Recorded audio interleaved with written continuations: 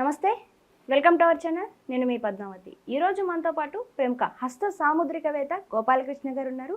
మరి ఆయనతో మాట్లాడి నిజంగానే ఒక మనిషి జీవితాన్ని చేతిలో ఉన్న రేఖలు వాటిని నిజం చేసి చూపిస్తాయా, లేకుంటే ఒక మనిషి జాతకం అనేది తన చేతిలోనే ఉంటుందా, అది మనం నిజంగానే తెలుసుకోవచ్చా? వీటన్నిటి గురించి గోపాలకృష్ణ గారితో మాట్లాడి అసలు ఇది ఎంతవరకు వాస్తవం అనేది తెలుసుకునే ప్రయత్నం చేద్దాం. మరి మీరు కూడా వీడియోని పూర్తిగా చూసి చివరి వరకు అసలు మీకేమనిపించిందో కూడా ఒకసారి కామెంట్ సెక్షన్లో కామెంట్ చేయండి. అయితే ప్రస్తుతం అయితే ఇప్పుడు గురువుగారు మనతో పాటు ఉన్నారు. మరి గురువుగారితో మాట్లాడేద్దాం. నమస్కారం గురువుగారు. నమస్తే అమ్మా. గురువుగారు, అందరికీ మొదటిగా వచ్చే ఒక క్వశ్చన్, అందరికీ కాదు అందరిలోనే నేను కూడా ఉన్నాను, నాకు కూడా ఒక క్వశ్చన్ ఉంది. ఆస్ట్రాలజీ అంటారు, న్యూమరాలజీ అంటారు, మీరు పామాలజీ చెప్తారు. అసలు ఒక మనిషి జీవితాన్ని వీటన్నిటినీ బేస్ చేసుకొని ఎలా చూడొచ్చు?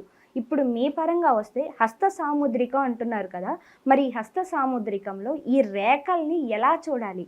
ఇవి ఏమో నార్మల్గా సైంటిస్టులు అయితే గీతాలు అంటారు, మరి మీరేమో రేఖలు అంటున్నారు. మన జీవితం వీటిలోనే ఉంది అంటున్నారు. వీటిని ఎలా చూడాలి అసలు? పద్మావతి గారు, ముందుగా నా ఆశీస్సులు. మీకు చాలా పెద్ద ప్రశ్న అడిగారు. అయితే సూక్ష్మంగా మీకు తెలియజేస్తాను.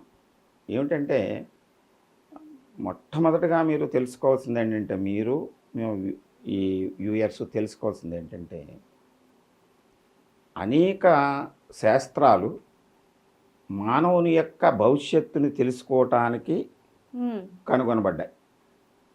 మీరు చెప్పినటువంటి మీ ప్రశ్నలోనే ఉన్నాయి ఇతర శాస్త్రాలు. అయితే నేను ఎవరిని కించపరచడానికి కానీ ఎవరిని విమర్శించడానికి కానీ నేను ఇది చెప్పను. ఎందుచేతనంటే ఈ సాముద్రికము, జ్యోతిష్యము, numerology, face reading, thought reading, ఇంకా ఇంకా ఇతర శాస్త్రాలు, జమాలజీ, రత్నాలు పెట్టుకోవటం, ఇంకా కాకుండా గవ్వలు, పూసలు, రుద్రాక్షలు, శంఖాలు, ఇంకా ఇంకా చాలా ఉన్నాయి.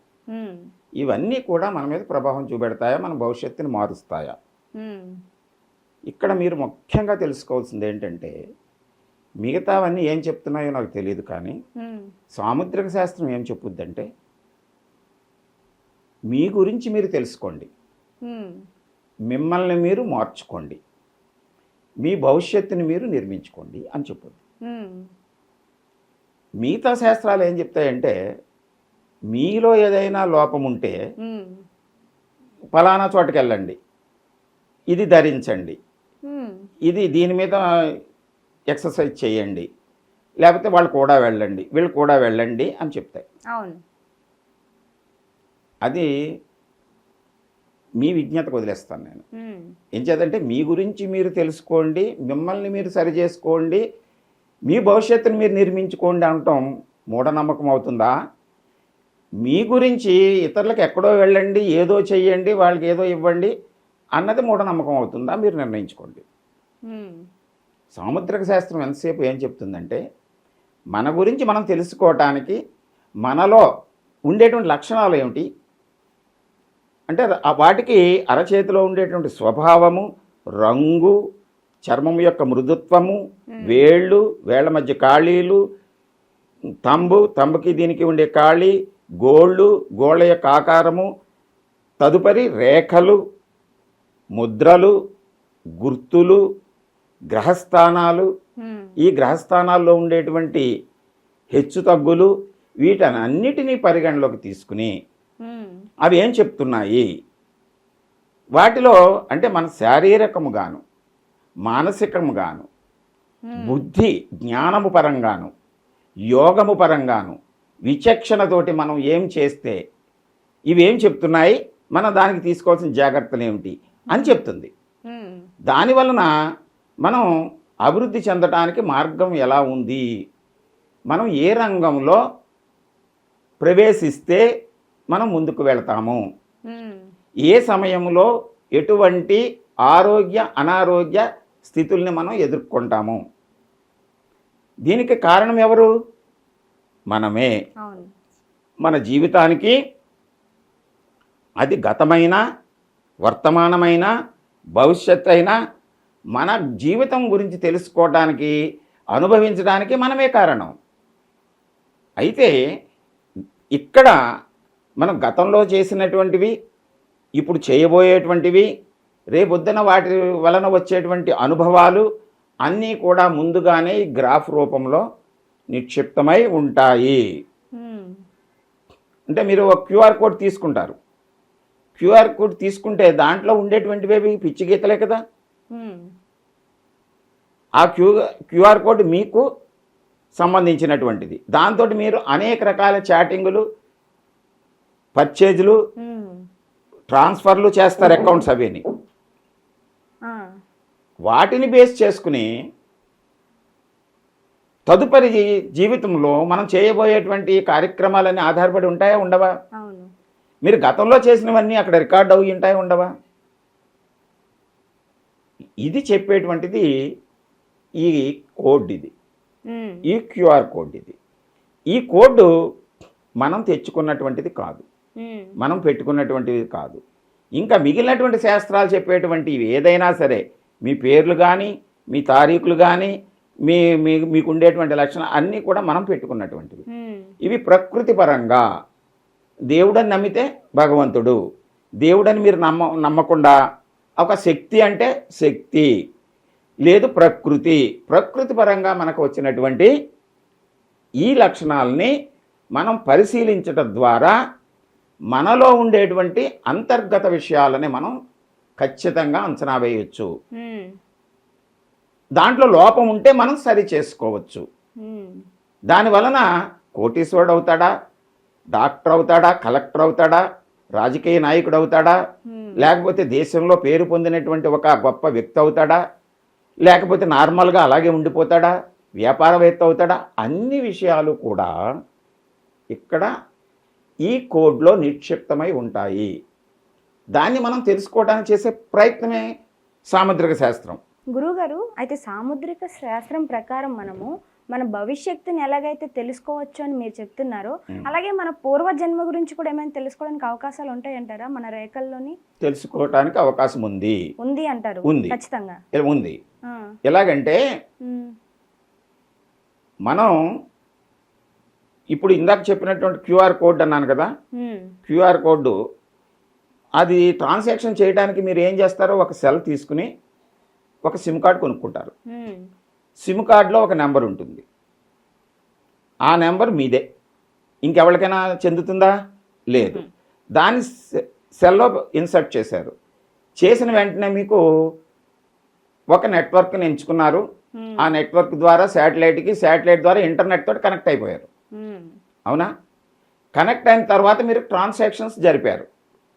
ఈ ట్రాన్సాక్షన్స్ అనేవి ఎక్కడ ఉంటాయి? నిక్షిప్తమై ఉంటాయి, ఇంటర్నెట్లో ఉంటాయి. మీకు కనబడతాయి ఎప్పటికప్పుడు? కనబడతాయా? కనబడవు, కానీ అక్కడ ఉంటాయి. అప్పుడు మీరు ఏం చేస్తారు? కొన్నాళ్ళు ట్రాన్సాక్షన్ జరిపేసి ఆ సెల్ పాడైపోతుంది. పాడైన తర్వాత ఆ సెల్ తీసేసి ఇంకో సెల్లో ఈ సిమ్ కార్డు పెడతారు. పెట్టినప్పుడు మీరు పాత ట్రాన్సాక్షన్స్ అన్నీ దానికి క్యారీ ఫార్వర్డ్ అవుతాయా? అవ్వవా? అవుతాయి కదా. ఇదే సిద్ధాంతంలో మనము జన్మించినప్పుడు మన ఈ జన్మలో మనం కొన్ని కర్మలను చేస్తున్నాము. ఈ జీవాత్మ ఒక సిమ్ కార్డు, ఈ శరీరము ఒక సెల్. ఈ జీవాత్మ శరీరంలో ప్రవేశించిన తర్వాతే కదా మన కర్మలు చేస్తాము.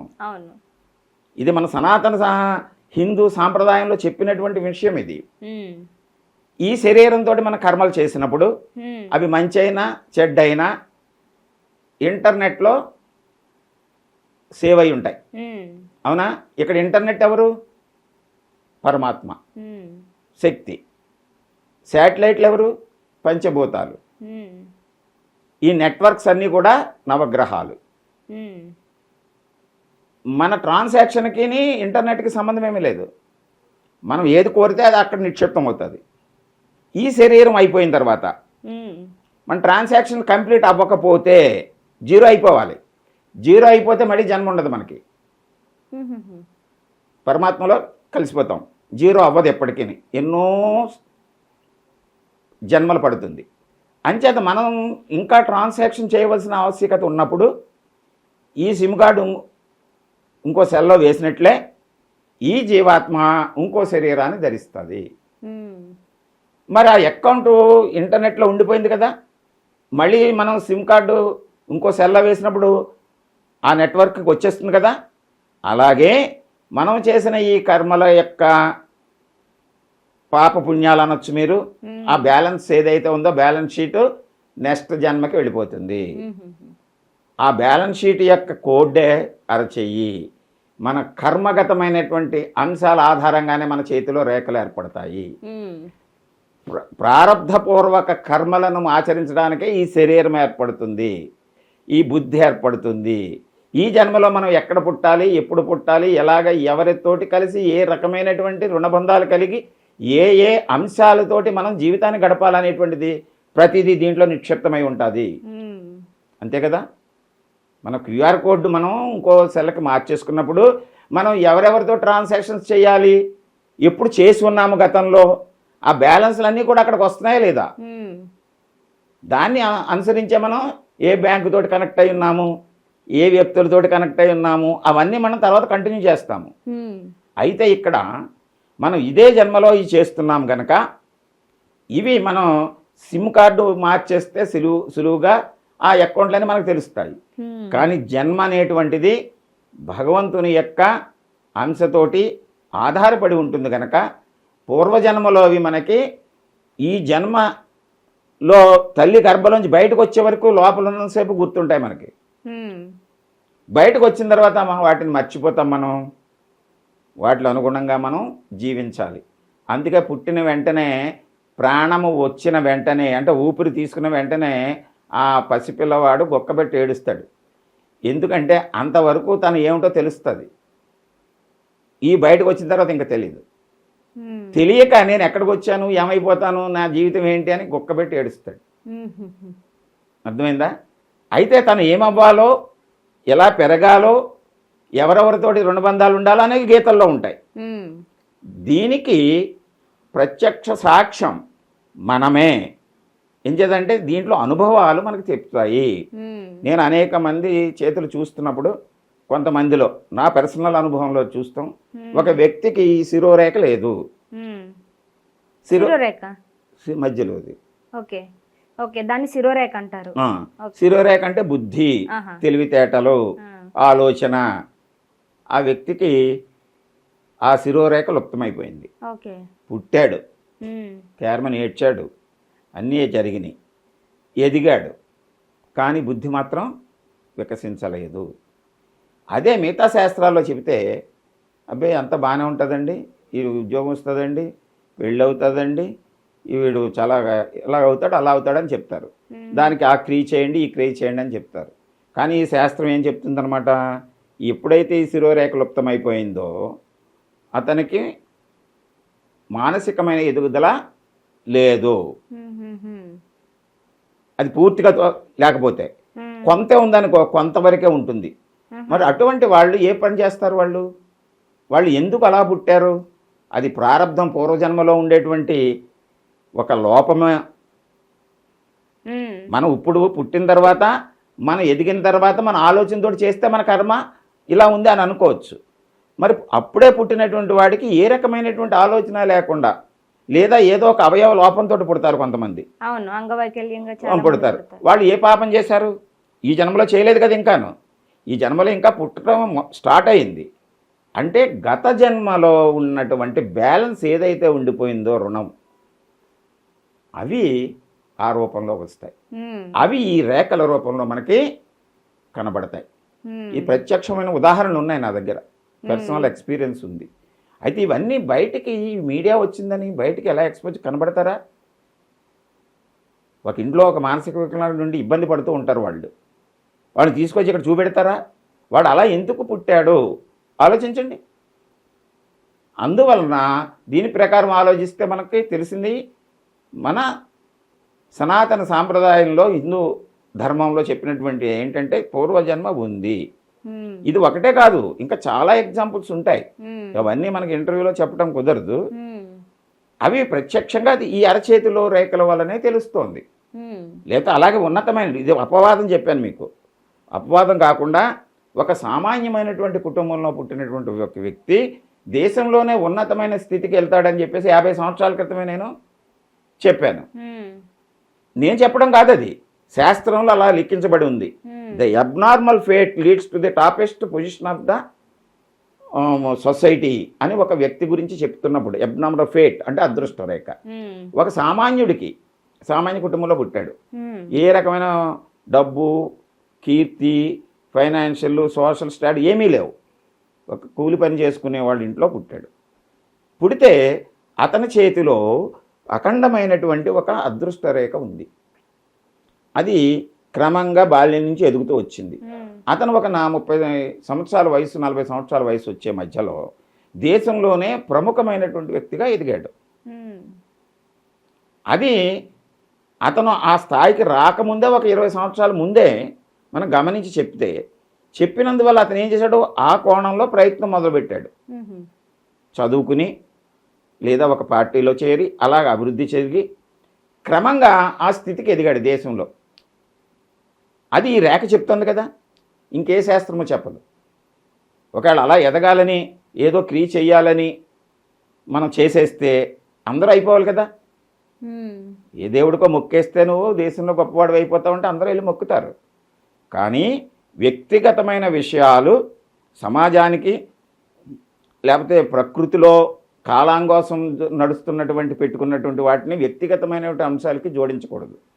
ఈ హస్త సాముద్రికం మన వ్యక్తి యొక్క కర్మను, వ్యక్తిలో ఉండేటువంటి లక్షణాలను, మనం ఏ రకంగా అభివృద్ధి చెందుతాము, మనకు ఏ రకమైన ఆటంకాలు ఏర్పడతాయి అది తెలుసుకోవడానికి ఇది ఖచ్చితంగా ఉపయోగపడుతుంది. దీని ద్వారా మనం తెలుసుకొని మన మనసులో, మన బుద్ధిలో, మన ప్రవర్తనలో మార్పులు చేసుకుని మన జీవితాన్ని చక్కగా అభివృద్ధి మార్గంలోకి తీసుకువెళ్ళచ్చు. ఒకవేళ ఆటంకాలు ఉంటే దాన్ని అధిగమించడానికి ఏం చేయాలనేటువంటి దాంట్లో మనం అవసరమైతే భగవంతుని ప్రార్థించవచ్చు, లేకపోతే ఎవరికైనా హెల్ప్ తీసుకోవచ్చు.